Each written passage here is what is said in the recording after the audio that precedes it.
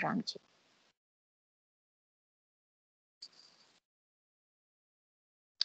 So it is mentioned that in Vrindavan forest, the Vrindavan forest became jubilant, receiving Krishna and Balram.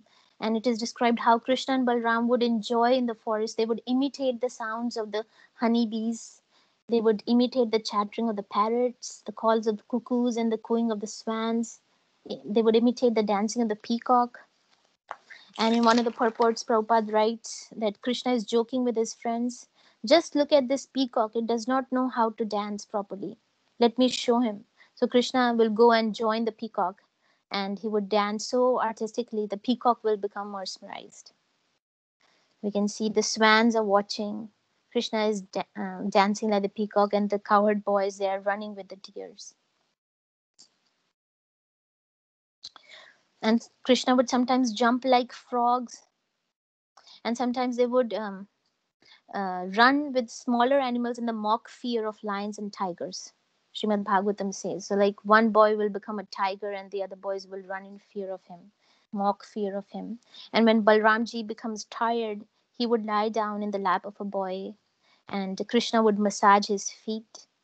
And one boy would be fanning him and the other boy would be singing for him. So we can see, although Krishna is God in Vrindavan, he doesn't play the role of God. Godhead gives up his godhood out of love for his devotees. So Krishna's Yoga Maya, it covers the intelligence of cowherd boys, so they don't think Krishna is God. Now, in this material world, people are covered by Mahamaya, and they become atheistic. They become ignorant of God. And this Mahamaya, it blinds the people to think that I am the center of the universe, I am the enjoyer, I am the proprietor. Whereas the Yogamaya, that is covering these cowherd boys, and they're blinded out of love. They don't treat him as God, like that. Okay. And sometimes Krishna would sleep, and Gopas would make a pillow of leaves and buds, and Krishna would lie on the lap of a friend, and one Gopa would fan him, and some boys would be singing. He's playing flute, playing all these instruments. And Yashoda is meditating how his son would be like in the forest. And this is like the meditation of Yashoda. That his son is sitting under the shade of a tree. He's putting his elbow like this, and all the cowherd boys are fanning him like that. So then Krishna and Balram would decorate themselves. They would decorate themselves with newly grown leaves and peacock feathers and garlands and cluster of flower birds. And they would put colored minerals, like various designs on their faces with the colored minerals. And they would put pictures on their bodies like that. You can see these the various designs they put from the colored minerals. And they would dance and wrestle together like that. So, spiritual world means the place where the Lord and his devotees are simply enjoying. They are merrymaking. You eat with the Lord, you dance with the Lord, you sing with the Lord, you play with the Lord. And Srimad Bhagavatam says that these cowherd boys, they had accumulated results of pious activities from many, many lifetimes. Krita Punya Punja. And that's how they were able to associate with Krishna and Balram. So these Gopas and other residents of Golak Vrindavan, they're so fortunate that they are joking and laughing and playing with Krishna. So that's the desire that we should have. We should think, when will I attain the association with with Krishna and Balram? How can I accumulate the heaps of spiritual credit so I can play with Krishna and Balram? So we can think like this: when we chant the Hare Krishna mantra attentively, each mantra that we are chanting is adding to our spiritual bank balance. And when we have attained heaps of this wealth, only then will be allowed entrance into Golok Vrindavan. Like in one of the purports, Prabhupada says, the real purpose of life is to go back home, back to Godhead, and live with Krishna, play with Krishna, dance with Krishna, and eat with Krishna. And regarding the eating, there are many joyful lunchtime pastimes of Krishna, Balram, and the cowherd boys. So Srimad Bhagavatam has these pastimes. So says that the cowherd boys used to steal one another's lunch bags. Like when a boy would understand that his lunch bag is stolen, the other boys, they would throw his lunch bag farther away to a more distant place. And those standing there would throw it farther away, and the boy would become disappointed and would start crying. And the other boys would laugh, but then they would return his lunch bag. So I was hearing there is a memory of Prabhupada by Shrutakirti Das Prabhu. He was a personal servant of Prabhupada. He writes that one time, let me just mute. So he writes that one time he was giving massage to Srila Prabhupada, and Srila Prabhupada was gazing at a picture of Krishna and Balram with their friends in the forest. And all of a sudden, Srila Prabhupada smiled and said, I like the cowherd boys very much. Every day, Krishna and Balram would go into the forest in Vrindavan, and before they would go, their mothers would make lunches, prepare tiffins for them. And Krishna's mother, Yashoda, she would make very nice tiffin. And in it, there would be puri, halwa, kachori, laddu. But the other cowherd boys, their mothers were not so opulent. So their tiffins would have like chapati, rice, sabji, like that. Then they would go and they would play all day, and then finally they would stop for lunch. Sometimes one of the cowherd boys would steal Krishna's lunch and begin to throw it around, and they would play keep away with Krishna. Finally, the cowherd boys would throw their lunch to Krishna, and they would sit down to eat Krishna's lunch. So the cowherd boys would eat puri, halwa, and kachori and laddu, whatever Yashoda Mata cooked, and Krishna would sit and eat the rice, chapati, and sabji, whatever the other mothers cooked. So Srila Prabhupada was smiling so brightly, and then he stopped and said, I just want to go back to the spiritual world and eat kachori and laddu with Krishna. So, like that. So the cowherd boys, they would all sit in a circle. It was like a wall of a lotus flower surrounded by its petals and leaves. All these cowherd boys, they were like petals of a lotus flower. And Krishna would sit in the center, and, um, and the friends would be encircling him. And by Yogamaya potency of Krishna, every cowherd boy thought that Krishna was directly looking at me. And it is mentioned that the boys would taste a little of their different items from their lunchbox, and then they would call out to their friends, Oh Sakha, Krishna, Balram, Sridham, Subal, see how tasty my food is. So Krishna and boys, they would taste each other's food and laugh. So our acharyas like Vishwanath Chakravarti Thakur, in their commentary, they give some jokes that Krishna and cowherd boys, they are sharing while eating. So one time a bumblebee came to Krishna, and Krishna said to the bee, Oh bee, why are you flying near my face? Go to Madhumangal, who is sitting there, and get a drink from him. So Madhumangal replied, Hey Sakha, do you want the bee to bite me? Hey bee, are you not afraid of killing a Brahmana? Beware, if you kill a Brahmana, it's a great sin. So like that, everybody was laughing. And anything that Krishna says is absolutely pleasing to the heart because it's said with so much affection. And some of the boys, they started looking at the monkeys, and they said, Hey monkeys, if you want some good prasad, go and attack that boy over there. He has very nice prasad. So like that, everybody would be laughing. Krishna and Balram would be laughing. And one boy took a samosa, and this is mentioned in Vishwanath Chakravarti's commentary. One boy took a samosa and broke it open and emptied all the vegetables, and he filled the samosa with the jasmine flower petals and packed it up and closed it and gave it to another gopa and said, Friend, just taste this. My mother made it. It's so nice. So now these jasmine flowers, they smell nice, but they're very bitter. So when the boy bit it, he made a very bitter expression, and other boys was laughing. And this Gopa, he became ecstatically angry and started playfully beating the other Gopa who gave him that samosa. So like that, there is exchange of jokes and intimate love.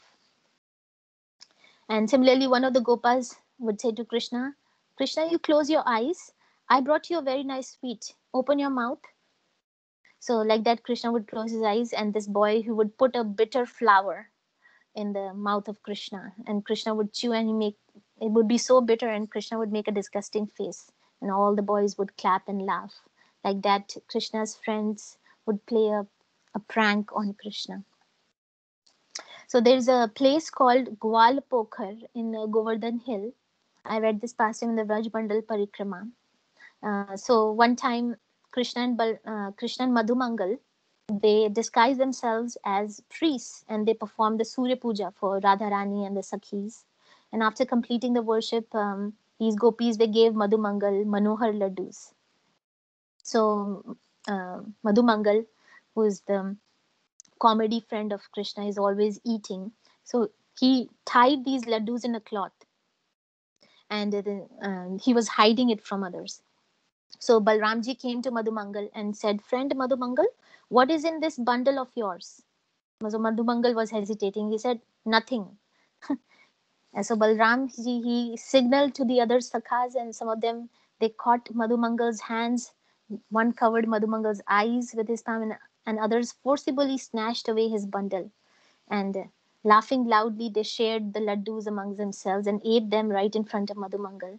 And in the course of this thing, Madhumangal's cloth was loosened and he became furious and he held on to his Brahman thread and he was about to curse Balram and Sridham and other sakhas, but Krishna came there and he pacified Madhumangal. And Madhumangal said, "Sakhas, do you have some laddu crumbs left over?"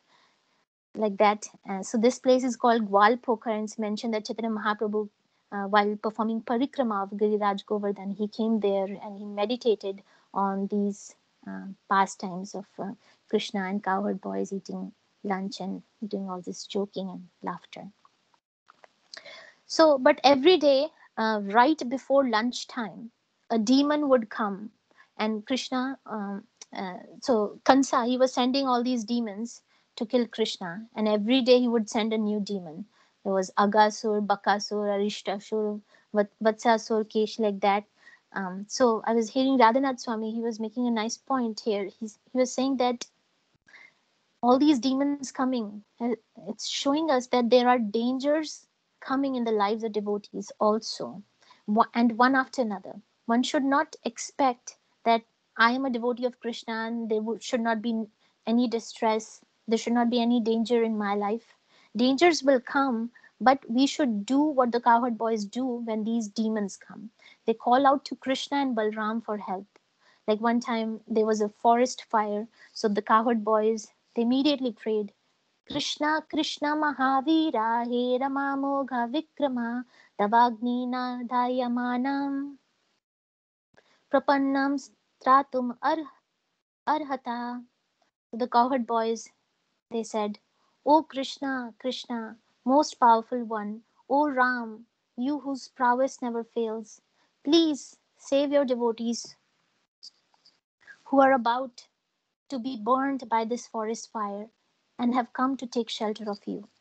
So, this is the way that we have to call out to Krishna and Balram whenever there is danger in our lives. And actually, these dangers, they induce us to remember Krishna more and more. Like these cowherd boys, they were again and again getting a chance to surrender to the Lord.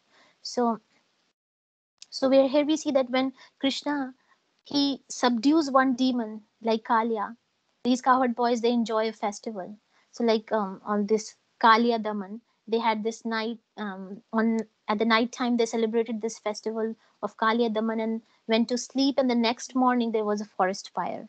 So even in the lives of devotees, ups and downs will come. You can't think that the life is a bed of roses, but when we remember the Lord, Krishna Krishna will remove all the dangers, will remove the danger for us.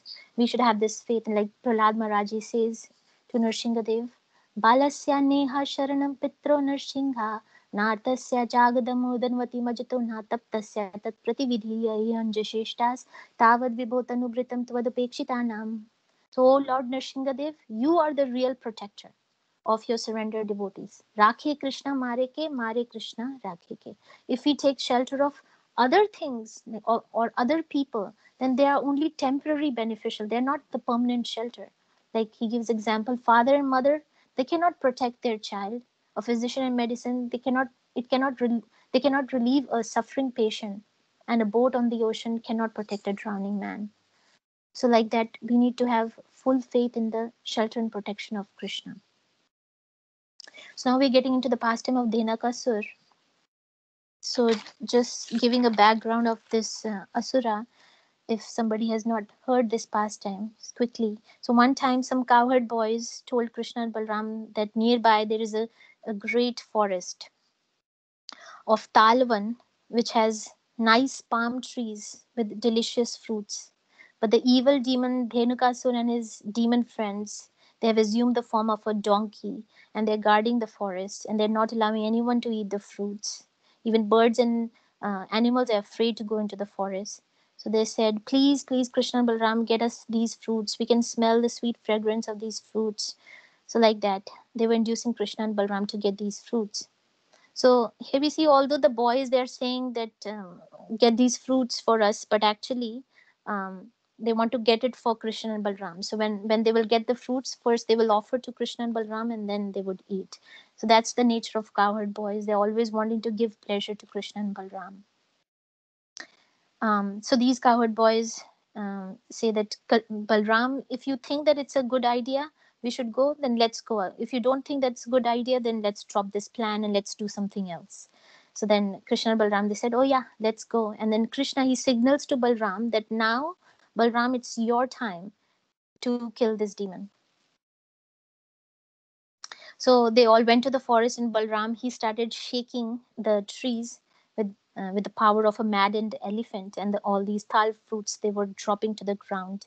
And this donkey demon, Dhenukasur, when he heard this sound, he thought, "How can someone enter into my territory?"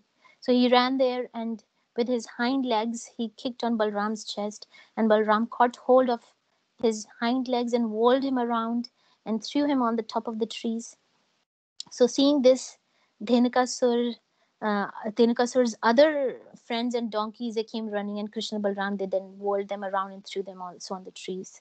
Trees fell on top of each other, and it said that there was a panoramic view because um, they were donkeys of different colors on the trees. So now each of the demons that are coming in Krishna Lila, they represent a particular type of anartha in our heart. I was hearing Radhanath Swami Maharaj, he was explaining that our heart is like this Talvan forest.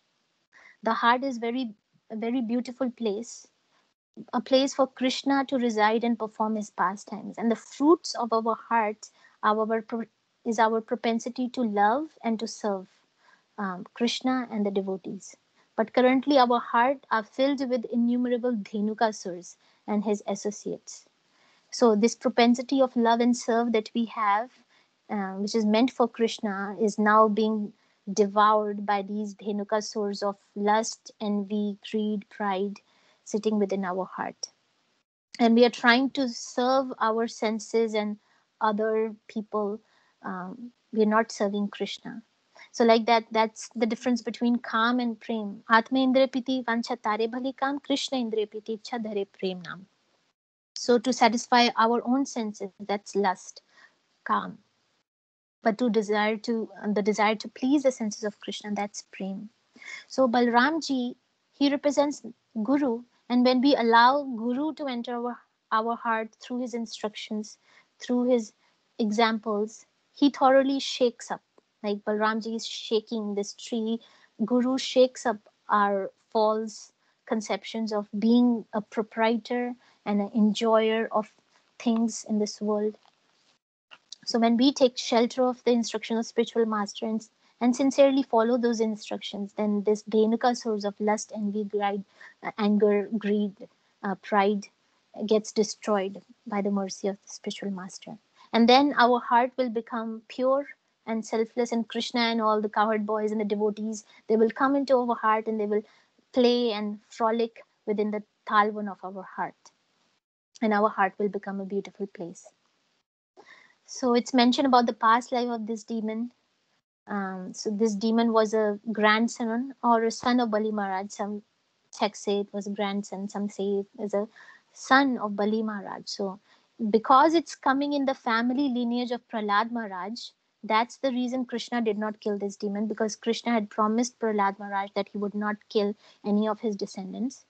So, so this demon, he was in his previous life a person named Sahasika in the dynasty of Bali Maharaj, and he was enjoying with He was enjoying wine, woman, and wealth. So they were like he was enjoying with many women in on the mountain of Gandhamandar mountain, and there was Durvasa Muni who was meditating nearby in the cave, and when he heard this loud music and women laughing and their ankle bells, then his meditation was broken and became very angry, and he cursed Sahasika. Oh fool, what are you doing here? You are so dull headed. Don't you understand this sacred place is meant for performing austerities and penance? You're bringing all these women here for doing sense gratification. You become an ass because you are dull headed.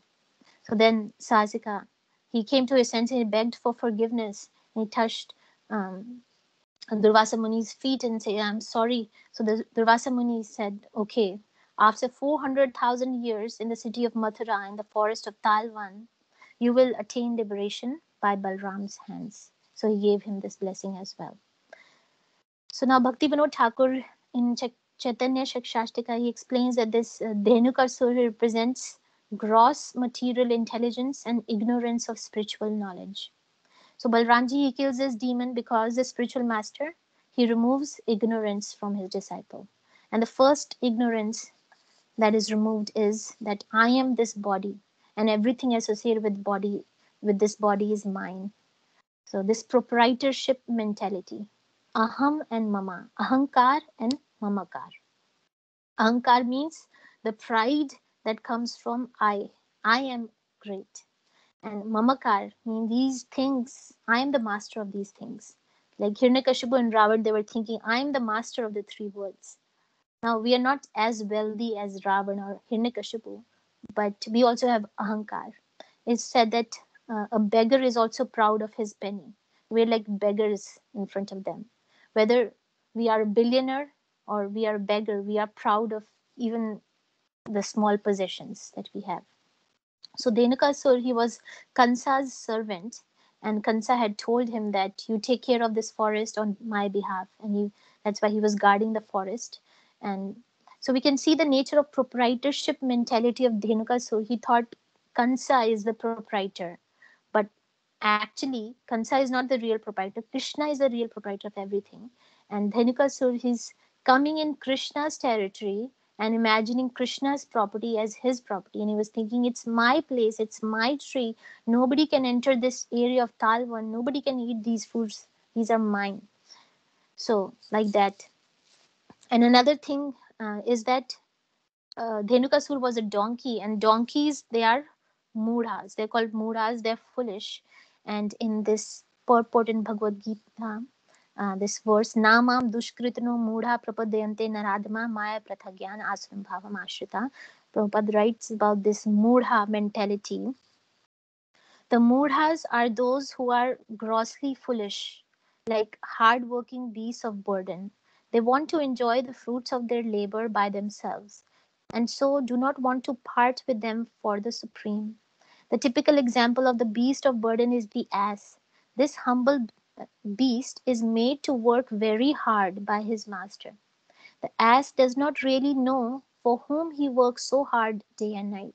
He remains satisfied by filling his stomach with a bundle of grass, sleeping for a while under fear of being beaten by his master, and satisfying his sex appetite at the risk of being repeatedly kicked by the opposite party. The ass sings poetry and philosophy sometimes, but this braying sound only disturbs others. This is the position of a foolish fruitive worker who does not know for whom he should work. He does not know that karma is meant for yagna, sacrifice. So we can see that people are working hard day and night. If you ask them why they're working so hard, they would say, oh, I have to earn my livelihood. How would I survive? What Srila Prabhupada says that grass is available everywhere for the donkey, but he doesn't eat that grass. And he works for a washerman very, very hard, carrying all sorts of heavy burden. And at the end of the day, the washerman gives him a palmful of grass, and the donkey thinks, oh, this farmer is so nice, I will continue to work for him. So Srila Prabhupada also says that elephants in the jungle of Africa, they are getting all the tons of food without going to college or without working for a company. So every creature is getting its food by Krishna's arrangement. But now it does not mean that we are asking everyone to leave their jobs and sit at home and money would come automatically. But the point is that we should not over endeavor. In the name of bringing food, clothing, and shelter, we should not work 15, 20 hours a day and forget the most important goal of human life, which which is samsiddhi haritoshnam, to please the to please Krishna. Like atapum birdvaja shreshta varnashram vibhagasha swanusthitasya dharmasya samsiddhi haritoshnam. So this verse says that the highest perfection one can achieve by discharging the duties prescribed for one's own occupation according to caste divisions and orders of life is to please the personality of Godhead. कायेन वाचा मनसेन्द्रियर्वा बुद्ध्या वानुस्रा स्वभावत् करोति यद् यद् सकलं परस्मै नारायणेति समर्पयत् तत्. Whatever one does with his body, words, mind, senses, intelligence, one should offer to the Supreme, thinking this is for the pleasure of Lord Narayan. So that's the goal of our life. Every action that we perform should be for the pleasure of Krishna. And if we are not giving priority to Krishna consciousness, then whatever we do is a useless labor. Dharma svanusthitasya pumsam vishvaksena kathasuya notpade yadi ritim shramaya kevalam. So, occupational duties that a man performs are only so much useless labor if they do not provoke attraction for the message of the Lord. So, um, so working hard and over endeavoring, that's kind of like the waste of a precious human life that we have gotten. Like Prahlad Maharaj says that this human birth is very rare, dullabham, it's temporary, adhruvam, and it's very valuable, arthadam. So, what should we do from the beginning of human form of body, from the Komara age? Komara charit pragyo dharman bhagavatan iha dullabam manusham janma tad ape adhruvam arthadam. So, from the very beginning of life, we should practice devotional service, practice bhakti, give bhakti the first priority. So, like that, we should not over endeavor. We should only work to meet our minimum necessities. So I was hearing one devotee was also saying that this Dhenukasur actually was very fortunate that Krishna and Balram came to him. He should have been very glad. He should have given him given them sitting place and his fruits that he had, and should have served him. So that was the ideal consciousness. So like that, sometimes Krishna comes in our life and we get the opportunity to serve him with our possessions, but we don't take advantage of that opportunity. Like Dhenukasur, he didn't take advantage of this opportunity. Like people, they accumulate wealth, they have lots of land, but they become very stingy when it comes to giving their something to Krishna. And they would come to the temple and put like few rupees or few dollars in the hundi, and so they would hold back. So Krishna is not just seeing what you give, Krishna is also seeing what you're holding back. So actually the more you give to Krishna, the more he gives you back. Like we have the example of this fruit vendor lady who came to Krishna. Whatever she had, she gave to Krishna, and Krishna gave her so much in abundance. And same thing with Sudama. Sudama, the only thing that he had was the chipped rice. And that too, Krishna snatched it from him. And in return, Krishna gave him so much. So, like when we were discussing this pastime of Krishna entering the Vrindavan forest, we saw how every living entity was trying to serve Krishna and Balram. Like like that, we should know that everyone and everything exists in this world for the pleasure of Krishna. They are fruit bearing trees having fruits to serve Krishna. They are flower bearing plants. The flowers are there to make garlands and offering of flowers to Krishna. Lakshmi is meant to serve Lord Narayan. Now, Krishna, he does not need anything from us, but if we give to Krishna, then we become fortunate. Like Kubja, in Mathura, Krishna came and asked for her chandan, and Kubja, she put her chandan, her sandalwood on Krishna and Balram, and she offered them this, whatever she had. And then she became fortunate. She got the body of a beautiful young girl. And on the other hand, we also saw the pastime of a washerman in Mathura. And Krishna Balram asked him to give him some clothes, and this washerman refused, saying that no, no, these clothes are for Kansa. And then Krishna killed him with his hands. So one became fortunate and one became unfortunate. So whatever we possess, instead of becoming proud of that, we should use that in Krishna's service, and that's the principle of Yukta Vairagya. So if we have a nice voice, we should sing Krishna's glories. If we have good intelligence, we should serve Krishna by studying the Shastras and teaching others. Like in Bhagavad Gita, Krishna says that by studying Bhagavad Gita, you're worshipping me with your intelligence. And somebody has wealth. A wealthy man, he may not have time, he may be very busy, but he can give his wealth to Krishna for building the temple or for preaching or for distribution of prasadam, making beautiful dress for the Lord. So whatever we possess, it should be used in Krishna's service. And one devotee was saying that regarding money, it is mentioned that money will all anyways go. Either you leave it or it leaves you. So money leaves you means that some thief will steal it or it will go waste, like in hospital expenses or something. And you leave it means when you die, you have to leave your wealth behind. But money cannot go with us, right? So one devotee was saying that according to karma and astrology, it is if it is destined that money will leave you, then something would happen that would cause some huge unnecessary expenditure, like hospital expenses or car accident like that, and money will leave you that way. But instead, if you donate that money to Krishna, in that way also money leaves you, but then you don't have to go through those terrible circumstances which were um, the cause of money leaving you. So like that, one devotee was saying. So we should know that the real wealth that we take along with us is the wealth of Krishna Bhakti, Krishna Prem, the transcendental pious credits we earn by serving Krishna and serving the devotees and chanting the Hare Krishna mantra. Only that will go along with us. So all the fruits are meant for Krishna. Yat karoshi, yad ashnasi, yad johosi dadasi, yat tapasyasi kontya, tat kurushva mad arpanam. Whatever you do, whatever you eat, whatever you offer or give away, whatever austerities you perform, do that, O son of Kunti, as an offering to me. Krishna says in Bhagavad Gita. So like Krishna, he has given us all these things. Like he has given us the sunlight. He has given us these grains that we eat. He has given us these body and senses and everything. When we do our work, our intelligence, our strength, ability, all of that is coming from Krishna. So Krishna is the owner. Rishikena Rishikesha Sevanam Bhakti Rochate. So Prabhupada gives this example that somebody gives you all these materials, or somebody gives you these materials like to build a table and chair. For example, like the owner would give you like the wood and the screwdriver and all these things to make a table and chair.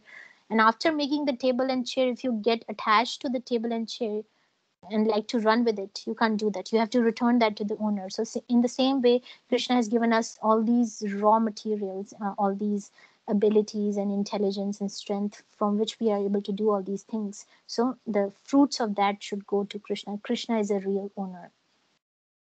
So that's the cowherd boy's mentality. Let us offer these fruits to Krishna and Balram for their enjoyment.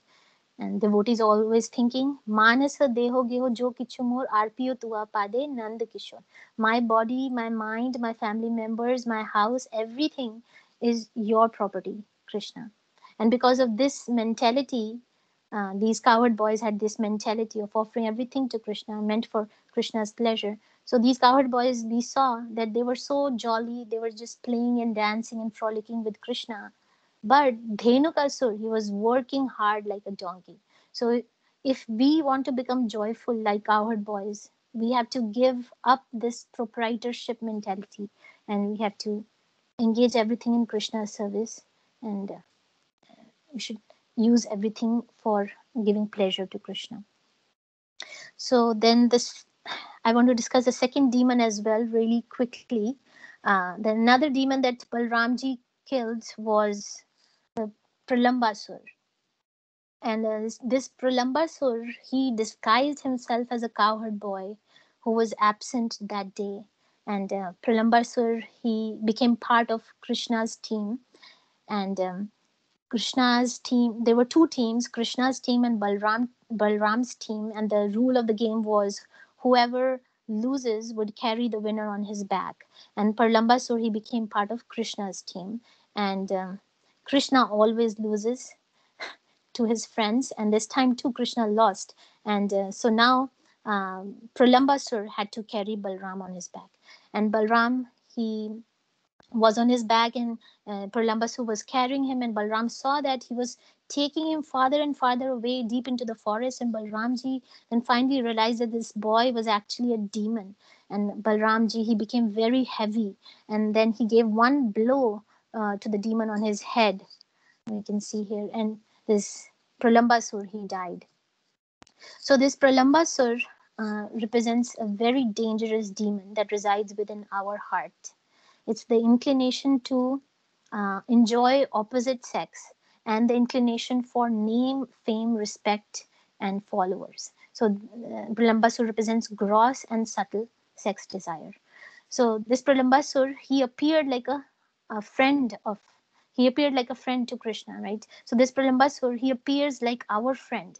Um, so these desires within us, these name, fame, respect, and desire for associating with the opposite gender, these desires, these things, they promise us happiness, but they cheat us. They kill the inclination for Krishna consciousness within our heart. So, like Chaitanya Mahaprabhu says that when we water the seed of devotion, there would be weeds growing along with it, and these weeds would look similar to the plant. But if we don't discriminate and we water this bhakti lata and the weeds, so the weeds are going to grow and ultimately will cripple the bhakti creeper within our heart. So these gross and subtle sex desires, um, and the most difficult of them is these subtle desires, uh, because we're not able to distinguish them or realize them that they are there. We think that we are a nice devotee, but internally we have these desires, so that others would praise us, we will get more followers, like that. So it says that when we serve the guru, these subtle desires, they get smashed, like Balramji smashing Pralamba. So these subtle desires get smashed because guru will not flatter you. We like people who flatter us, who praise us, glorify us, but guru is the one who cuts. Guru, he smashes the subtle sex desire. Guru is heavy, like Balramji became heavy. So guru is heavy. And I was hearing this past time when Prabhupada, he first met Ambarish Prabhu, who is the great grandson of Henry Ford, the multi-billionaire. So everybody, all these disciples of Prabhupada, they thought Prabhupada was going to speak very nice things, would flatter him. And they were like, Prabhupada, here is Alfred Ford. He's a great grandson of Henry Ford. And like that, they introduced him to Prabhupada. And Prabhupada said to Alfred Ford, "Oh, so you are the great grandson of Henry Ford. So where is Henry Ford right now? Time has finished him. Time is very powerful. Should quickly take up Krishna consciousness." So like that, Prabhupada was saying, and Alfred Ford was shocked. He was thinking, I have been to so many gurus. They all flatter me, but Prabhupada is the actual guru. He just pricked my false ego. So Guru, he smashes our false ego.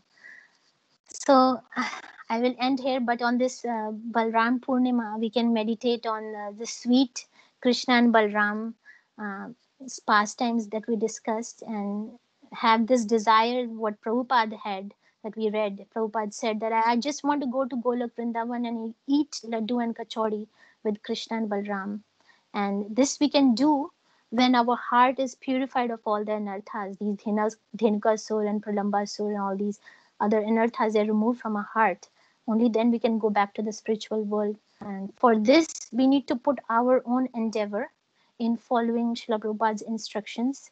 And that's how we're going to get the mercy of Balram. And then Balram will destroy all these anarthas from our heart with his plow and his club. So we can pray to Balramji to destroy He's in Arthas in our heart. So I'll stop here. Krishna Balram ki jai. So thank you everyone for hearing me. Thank you, Mataji. Very nice class. Thank you, Mataji. Hare Krishna.